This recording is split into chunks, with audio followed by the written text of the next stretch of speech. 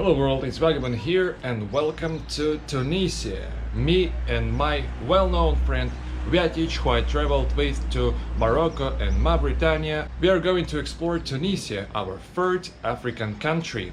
We're going to spend a couple of weeks here, hopefully ride some freight trains, explore some historical sites.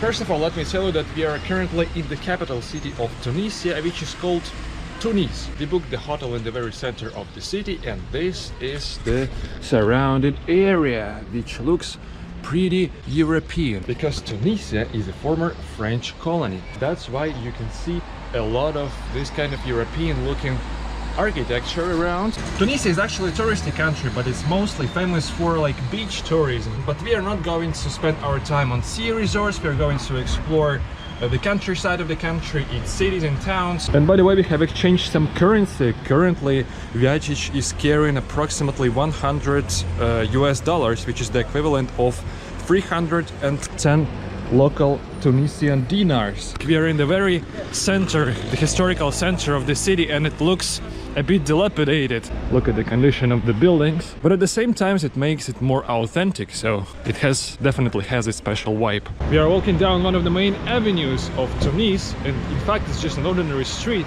with some interesting architectural examples like this one. It's probably a hotel. Overall, the city of Tunis, at least its center, looks pretty pleasant. It's full of like old European architecture, which can be found in such countries as France and Italy. So you can clearly see the past of Tunisia associated with European powers. One of the places of Tunis that I personally wanted to visit is the abandoned hotel of this peculiar architecture. You see, it has a form of shape of triangle. It was constructed in the middle of 80s of 20th century. We are on the opposite side of the hotel. This building is completely abandoned. It's partly secured. While walking around the streets of Tunis, we noticed a whole bunch of graffitis dedicated to the events happening in Palestine, and they are actually of a pretty good quality. Advanced artists depicted these pictures on the walls of Tunis. Okay, so from here we're going to take the tram towards Carthage, one of the most well-known ancient attractions of Tunisia. Excuse me, how much ticket costs? Where you go? Carthage. Carthage. 2 dinar. You take the bus, okay? The bus? Yes. But the tram? No. The tram doesn't work? No, it's working on the line. Working what, sorry? Working on the train. On the right. Yeah. Yes. So we can take the train. You take the bus direct Carthage. But it's okay if we take the train, right? So we need the train ticket. Okay. Okay, good. So, but it's still 1 dinar 6. 1 dinar 6, okay. Thank you. Wonderful. Okay, this is the tram station of one of the Tunisian trams that runs towards the Carthage. Such an interesting rolling stock is operating here. Pretty old one. I'm not sure what is the model of this train. There are only 2 wagons in this train. Let's get inside. This is the way it looks. Local Tunisian train, full of graffitis and shit, but at least it has the opportunity to observe the view from the inside, because its windows can be open. That some of the side doors are blocked with these aluminum sheets that protect the window that does not have glass, basically. People are running towards the train. They have almost missed it, but the train is waiting for passengers.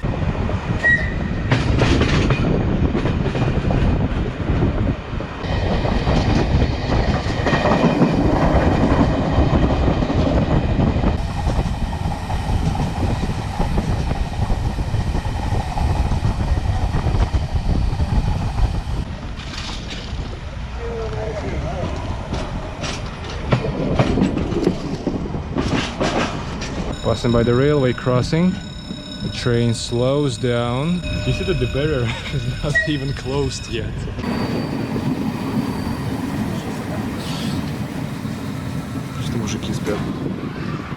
The train ride turned out to be shorter than I expected because of this? The railway is simply closed. Maybe it's closed for maintenance, for reconstruction, but that's the terminus. So now this train will go back, and that's fucking it. But we expected to take the train for the whole journey, so that's a complete fail.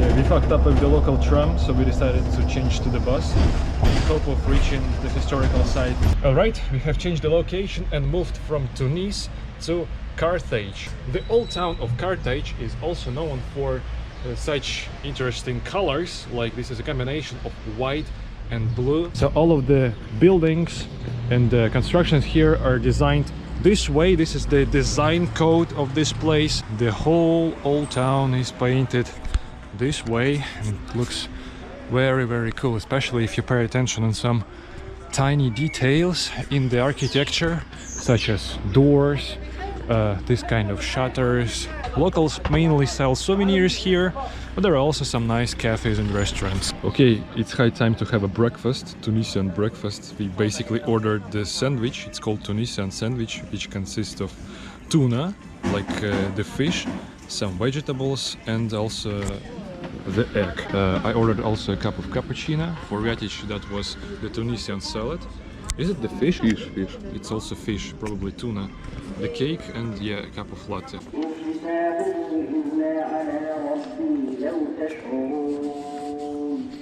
By the way, I can barely see these white houses, like it's too bright for my eyes, but I can understand the concept why it's all white. Probably to reflect the sunlight and to prevent the houses from overheating. We made it to the most scenic place in the surrounding area, which is called Carthage Cape, with the panoramic view on Mediterranean Sea. So the closest European territory to this point must be one of the islands of Italy. It's probably invisible from here, so that mountains on the horizon, or that ones, are also part of Tunisia. It seems that we have made it to the publicly accessible part of the Carthage ruins. It's located next to the road. You can easily walk into it, and these are the ruins of ancient basilica. So the church, ancient pillars, foundations, the wall, that's pretty much it. The majority of constructions of Carthage located next to this abandoned site. We have just accidentally found the open entrance to a part of the ruins, which is located on the publicly accessible part of Carthage. So we are getting in. It must lead towards the rotunda. I don't know what's this. Is it like the ancient temple or... Wow, whatever it is, would be a dope spot to overnight if you didn't have a hotel or something. We have just found such a dope mosque near the ruins of Carthage. If somebody knows what kind of architecture is it, tell me in the comments, because I saw exactly the same kind of minarets in Morocco, in Mauritania, so I guess it's something related to Berber culture. Because I didn't see such things, let's say, in Turkey or in Russian Muslim regions. Amphitheater of the Carthage ruins. Actually nothing special, so if you haven't ever seen such kind of amphitheaters before, then you would probably be amazed by that. But there are amphitheaters in other parts of the world that look even more authentic. At least this one is maintained at some point, so it's not completely ruined. It's pretty well preserved. We found something interesting. This is a Russian car, Niva, probably the most famous off-road Russian car. Apparently it's also used in Africa, which is quite surprising. The ruins of Carthage are divided by railway and road into two parts. To the left of the road there is an amphitheater, and to the right are the baths of Antony of Carthage, the Roman emperor who ruled the empire in the 2nd century AD. On the one hand, it was nice to be surrounded by historical heritage 2000 years old. On the other hand, ancient ruins are more or less similar to each other, and interest in exploring them quickly fades without sufficient knowledge of history. Perhaps if I knew the history of ancient Rome, I would have been more impressed by visiting the ruins of Carthage. Vyatich and I spent only 15 minutes in the Roman baths, after which we returned to Tunis. It's 5 p.m. and we are finally having our lunch. So this time I also ordered the Tunisian salad. It consists of tuna and some vegetables basically. But also we ordered the mint tea, the one that we tried for the first time in either in Mauritania or Morocco. It's actually a very nice thing. The next day we planned to visit two sites of the ancient Roman era, located on opposite sides of the city of Tunis. To be able to visit both places in one day, we woke up early in the morning and went to the northern bus station of Tunis. Probably our practice is going to be like this piece of bakery.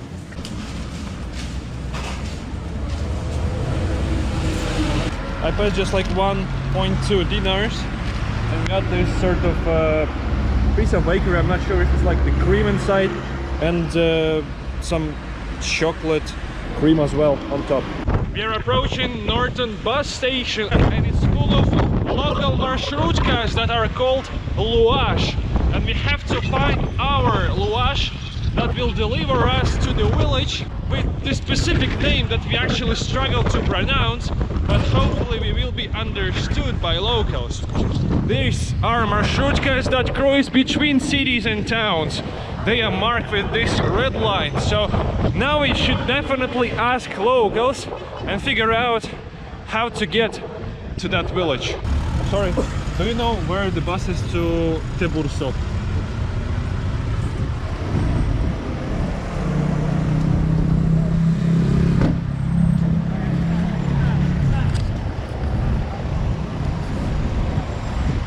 Hello, you go to Thuburbo, yes? Yeah. Yes? Yes. Speak English. Yeah, Let's go. And you must take the taxi in Dougga. Yes, okay.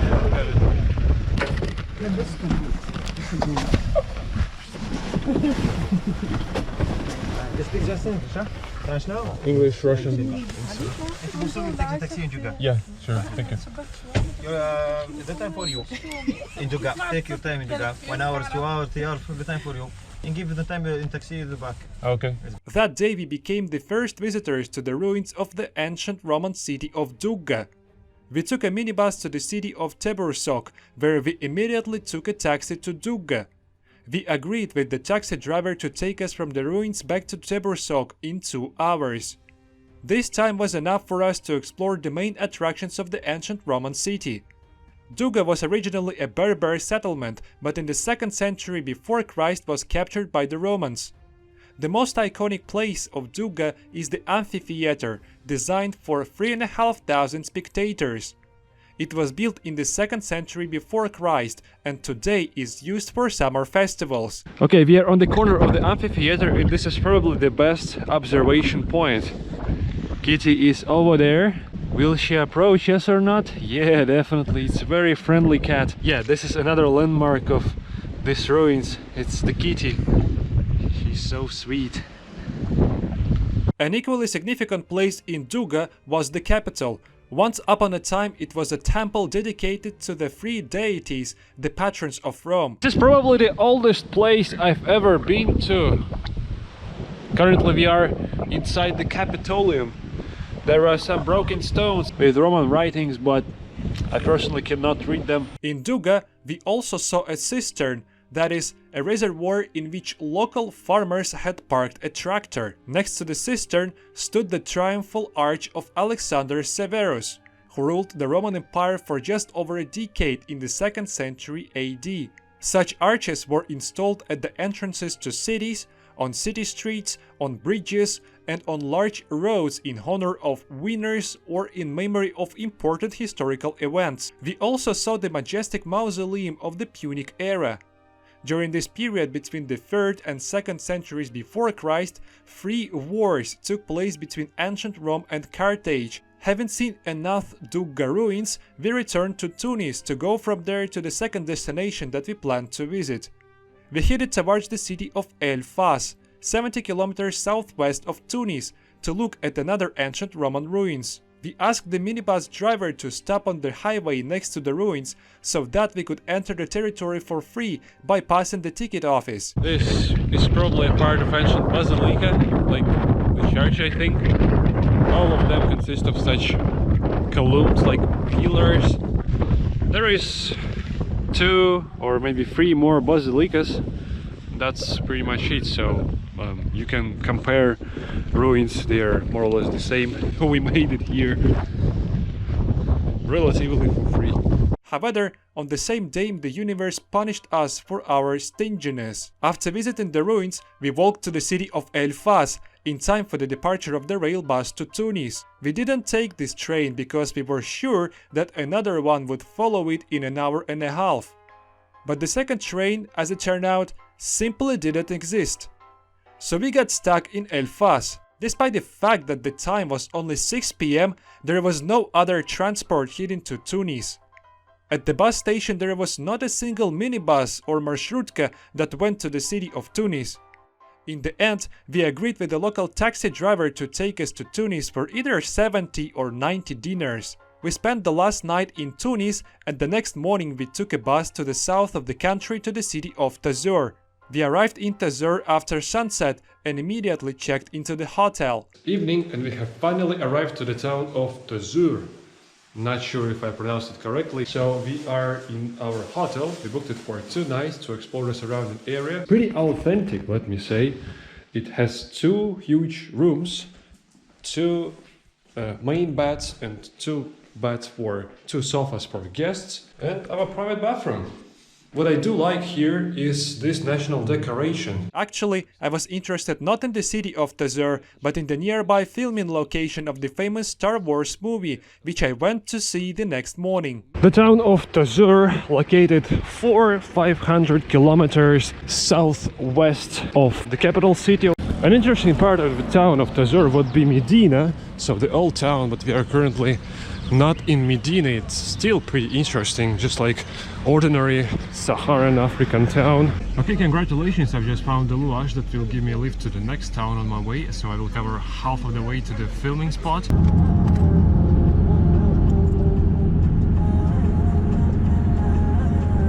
I'm in the town of Nafta.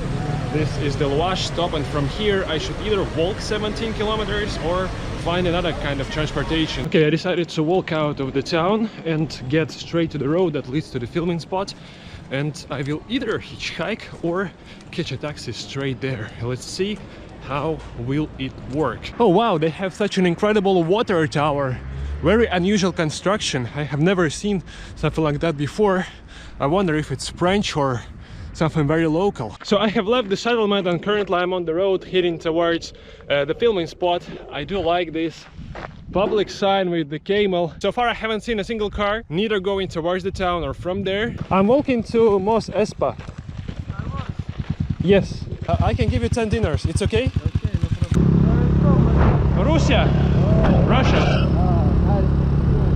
Привет, как дела? Привет, привет!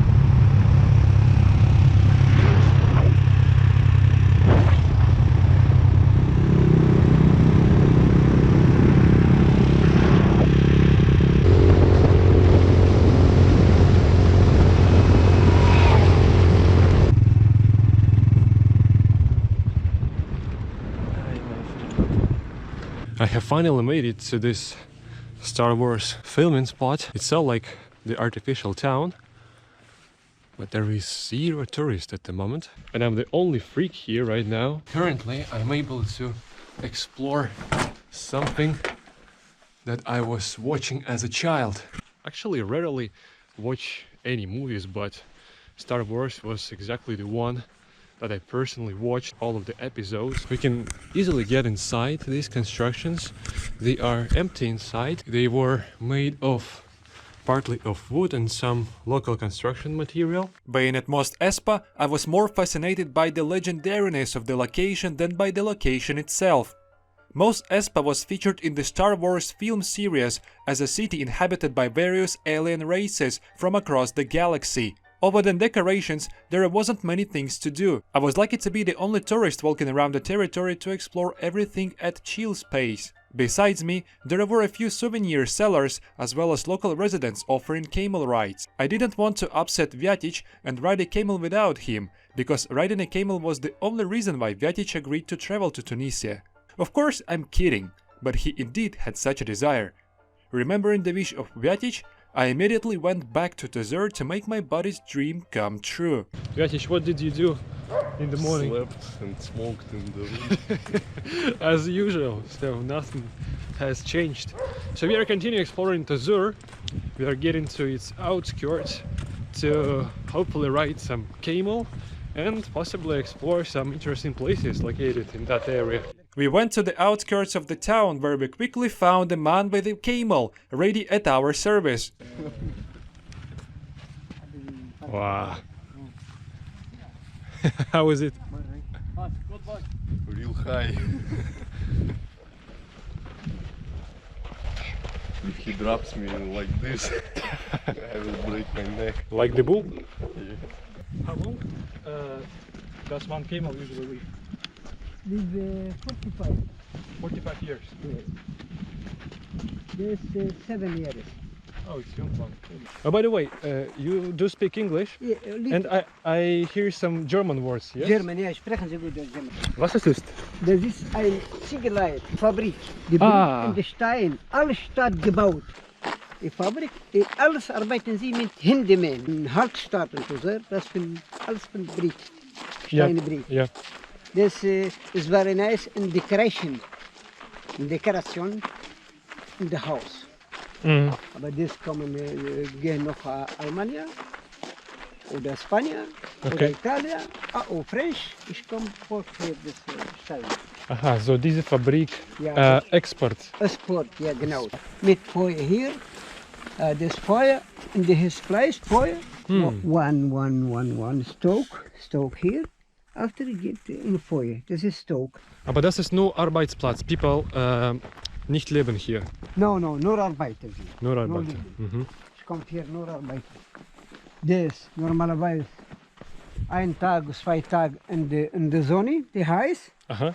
After go in the stoke. Okay, so this is basically the stove where bricks are made. If we get inside, this is probably the definition of hell. Assalamu alaikum. Hello. Aside from tourism, there must be some industries in Tunis, yes? Yeah. For example, like phosphate industry, phosphate Phosphate, yeah, industry. yes. Is it important for Tunis? Yeah. And phosphate go in Europe, yeah. In the French, Spanish, all. So mainly for export. But we have the money, eh? Mhm. Phosphate. But the people in Tunisia, they had not money. Nor for politics, all. So- But people, that's very crazy for people. So politicians get all the money. Genau. We still have some time, like 2 hours before the sunset, so we are heading towards the Medina, like the old town of Tozeur, to have lunch. So I basically ordered the cheese omelette for me. We also, both of us, ordered the Tunisian salad, but we are not sure what's this. Is it the salad or just a part of it? And 2 cups of local tea. And before going to Medina, we decided to get into oasis. So this is basically the palm forest. Some palms are semi-dead right now because it's winter, so it's not enough hydration for them. That's why their leaves, especially lower ones, are dry. But anyway, they still grow. They do not like die entirely, so probably in springtime they will all be green as usual. By the time we reached the old town, it had already been getting dark. Instead of walking along the narrow ancient streets of the Medina, we went to drink mint tea at a wonderful Berber cafe, which I accidentally discovered on Google Maps. From the roof of the cafe we enjoyed a beautiful sunset that marked the end of another productive day in Tunisia.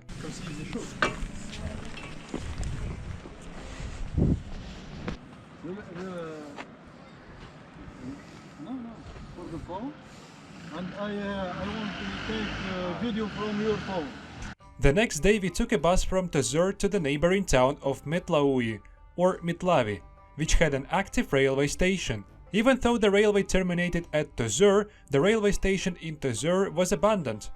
A passenger train ran from Mitlavi to Tunis once a day, but we were more interested in riding freight trains. We relied on phosphate trains. Phosphates were mined in the south of Tunisia and transported by trains to some of the phosphate industries located closer to Mediterranean coastline.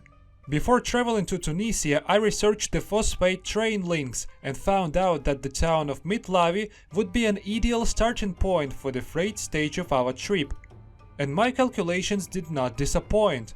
At the railway station in Mitlavi, we saw 3 trains fully loaded with phosphates. All we had to do was to wait for one of them to depart. After about 4 hours of waiting, we left Midlavi on a freight train. You can watch the full version of the freight train right on my Patreon by following the link on the screen or in the description of the video.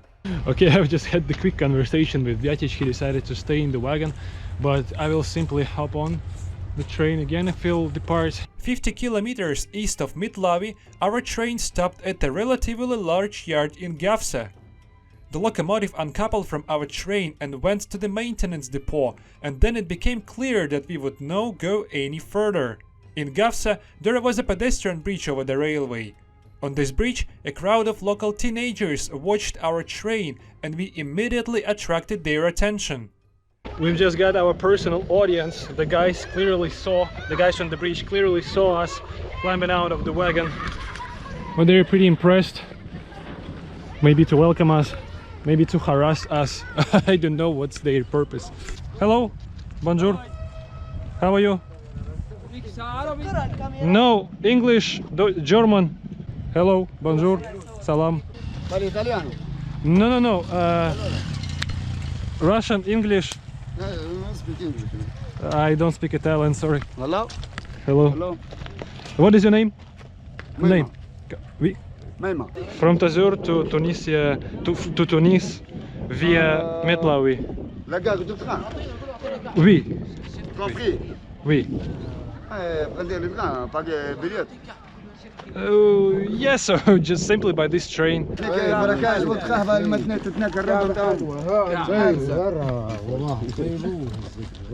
Non parli italiano perché sono stato in Italia. Ah, you was in Italy. Yeah. Anche in Vienna, Austria, Burgassa. Okay. Le City, Hamburg, Strasbourg. Ah, Strasbourg in France. In France, Lyon. Sicilia. Sicilia. Sicilia Yeah. also was there. Okay. Okay. You came. Palermo, Catania. Okay. From Tunis by boat. By boat con Carthage. Grimaldi. Grimaldi. Voyage Grimaldi. Per l'Italia, Sicilia. Ah, okay. You compris? I think so. Yeah, so you basically crossed the ocean by boat from Tunis to Italy. Okay. I think tourists rarely visited Gafsa, so the curiosity of locals was understandable. In general, people reacted positively to our journey on freight trains, although they were sincerely surprised by the chosen method of transportation. The locals looked friendly, but at some point too many of them gathered around us, so we hastened to hide from their prying eyes in the nearest cafe. For the next couple of hours nothing happened at the yard. Our train arrived at the northern section of the yard. From there it could go towards Sfax, but could no longer turn south towards Gabes. One of the locals even told us that the train would move on in half an hour. But an hour passed, then an hour and a half, and the train was still standing still. We were ready to spend the rest of the day in Gafsa when suddenly another freight train with phosphates arrived, either from Midlavi or from one of the mines around Gafsa. The train arrived in the southern station of the yard, which meant that it was the train heading to the phosphate plant in the town of Ganush near Gabes. This was exactly where we needed to go. The second train clearly was more important and was not supposed to be abandoned in Gafsa. They quickly changed the locomotive and soon the train departed. By its departure, we had already been in one of the wagons with phosphates.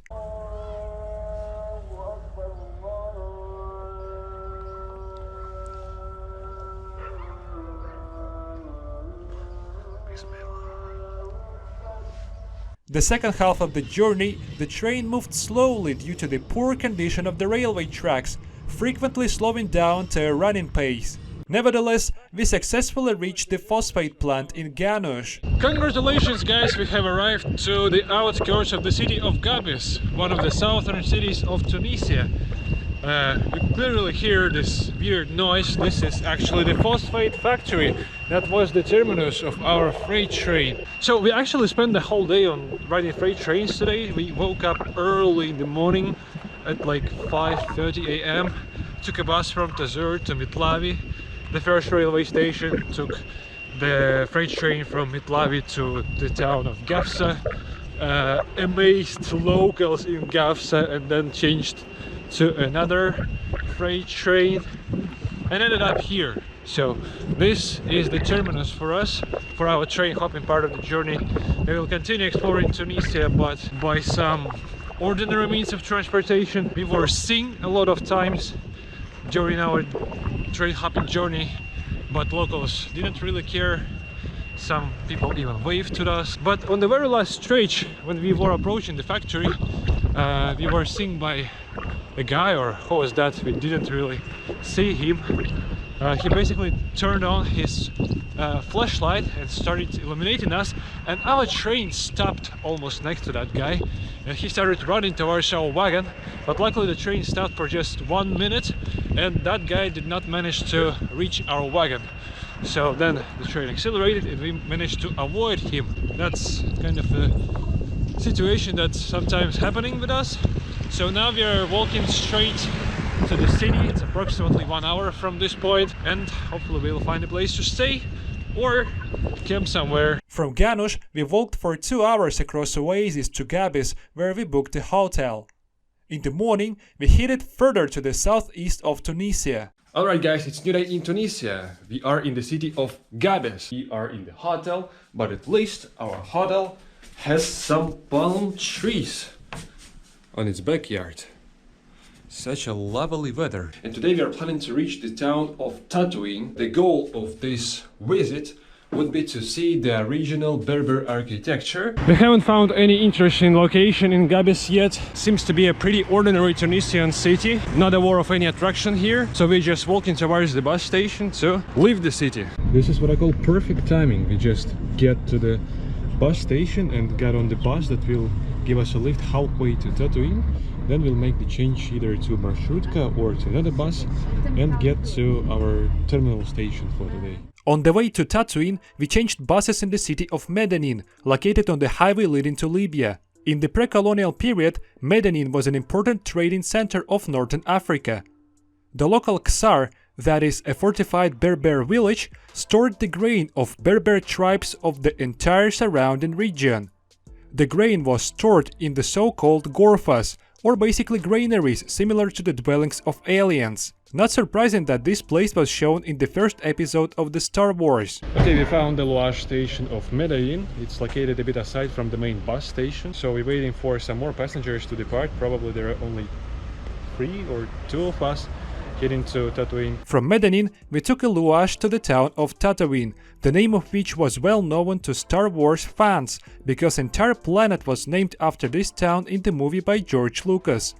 In addition, not far from the town was the fortified settlement of Ksars Sultan, which was also shown in the Star Wars. We got to Ksar by a local Louage for 2 dinars. Thanks to the Tataouine taxi drivers who helped us to find the certain Louage. The Ksar was spread out over 2 courtyards, each of which had a perimeter of multi-story vaulted granary cellars, or gorfas. Like other Ksar built by Berber communities, Ksars Sultan was located on a hilltop to help protect it from raiding parties in previous centuries. The Ksar was featured in the episode 1 of the Star Wars. It used to represent the slave quarters of Mos Espa, where the character Darth Vader lived as a boy. Vyatich and I were the only tourists in the Ksar. We were lucky to enjoy this place without crowds of people. The views from the Ksar are so amazing. This is the valley in Sahara Desert. The territory of Ksar is actually pretty, it's not that big, it's not that small, so pretty nice. Vyatich even managed to get on the very top of it.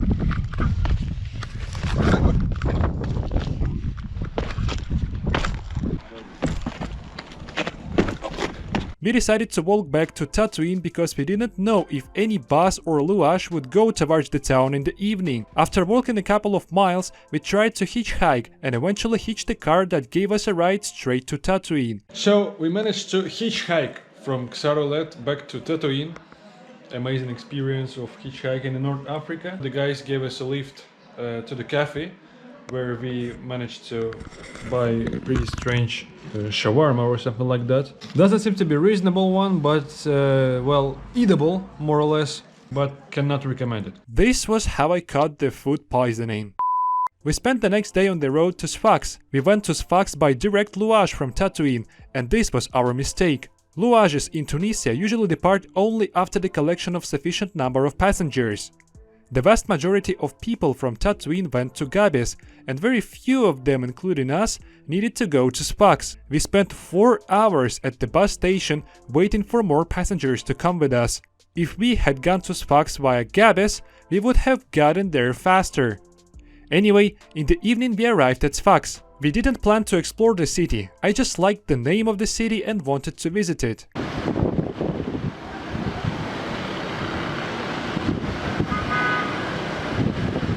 The next day we boarded a train heading towards Tunis. However, we only had to spend 40 minutes in the train since we were traveling to the town of El Jem. El Jem was home to one of the coolest attractions in Tunisia, one of the most well-preserved amphitheaters in the world that looked similar to the Roman Colosseum. The estimated capacity of the El Jem amphitheater was 35,000. Its construction wasn't finished, but even what was built by the Romans 19 centuries ago looked admirable. We are on the height of approximately 4 floors of a residential building, and this is the highest point where you can legally climb in this Colosseum. It's still kind of possible to get upper, avoiding the trails basically, like Vyatich does. Okay, we just visited the Colosseum and it's still 30 minutes till the departure of our passenger train to Tunis. So we decided to visit the local cafeteria and order the salad and classic mint tea. Such a lovely view on the amphitheater. After having a lunch in El Jem, Vyatich and I took another train to Tunis. We had a golden opportunity to observe the flow of North African life from the open door of our carriage.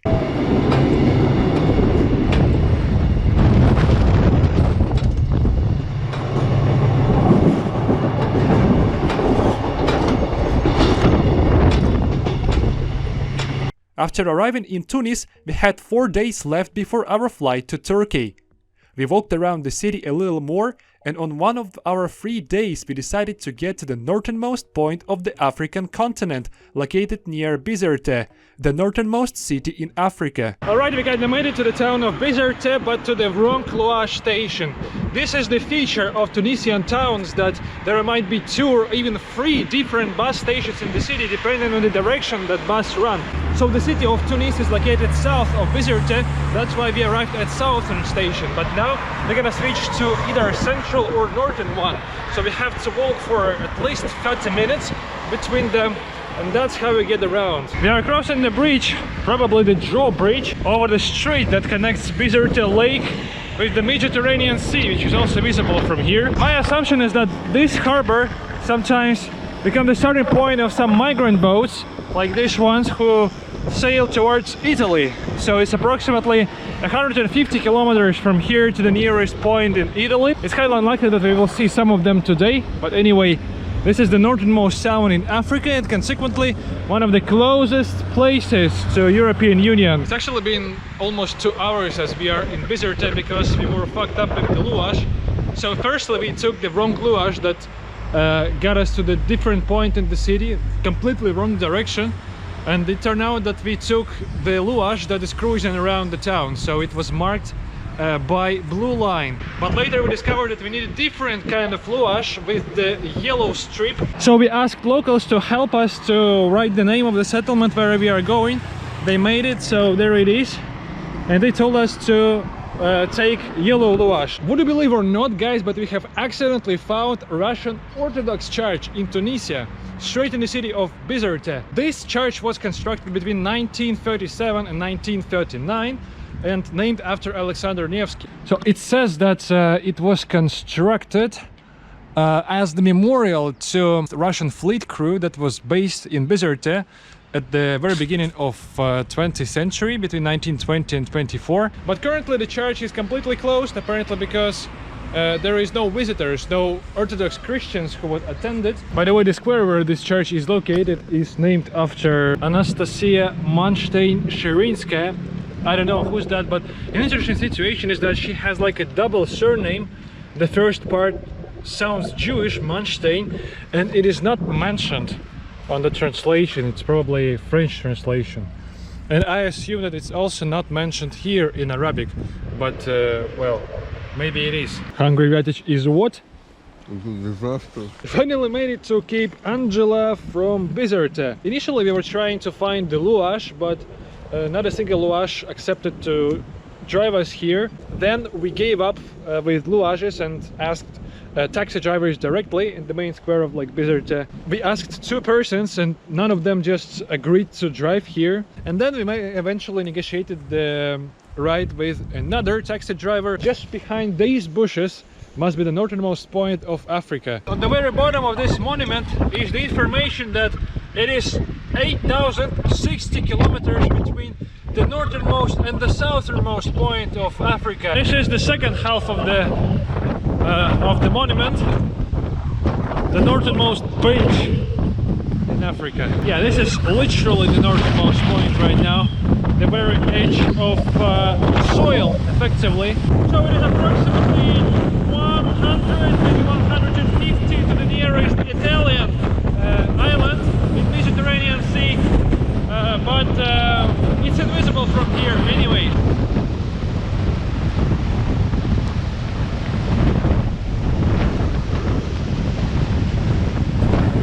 We returned to the town of Bizerte. So the mission for Tunisia is completed. We visited all of the attractions, all of the places of interest that we planned, and in 2 days we are leaving the country.